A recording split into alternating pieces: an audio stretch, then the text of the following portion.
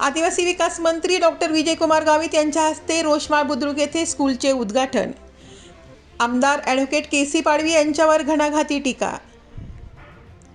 धडगाव तालुक्यातील रोषमाळ बुद्रुक येथे सुरू करण्यात आलेले एकलव्य मॉडेल स्कूलचे उद्घाटन महाराष्ट्र राज्याचे आदिवासी विकास मंत्री डॉक्टर विजयकुमार गावित यांच्या हस्ते तसेच माजी खासदार डॉक्टर हिना गावित तथा जिल्हा परिषद नंदुरबारच्या अध्यक्षा डॉक्टर सुप्रिया गावित यांच्या उपस्थितीत उद्घाटन करण्यात आले।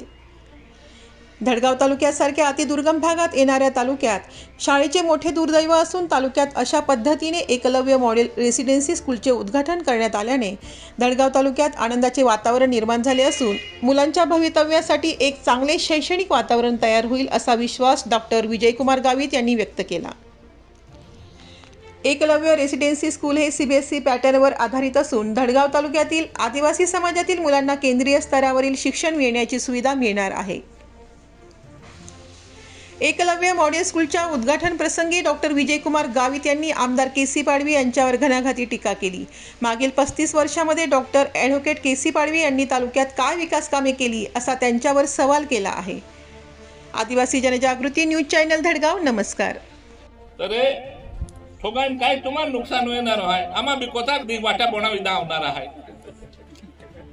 या वाट्या तुम्हाला को तुम्हा केसी मंत्री आथो अडीच वर आहे अडीच वरे ते कोत्या वाट्या मंजूर के या माय बेन ओराम कोत्या मंजूर के या तुम्हा 30 ओराम वाट्या दोत्या मंजूर नावे या 30 ओराम कोत्या 30 ओराम दोत्या वाट्या मंजूर नावे या दोत्या माय बेन ओराम के या बेन ओराम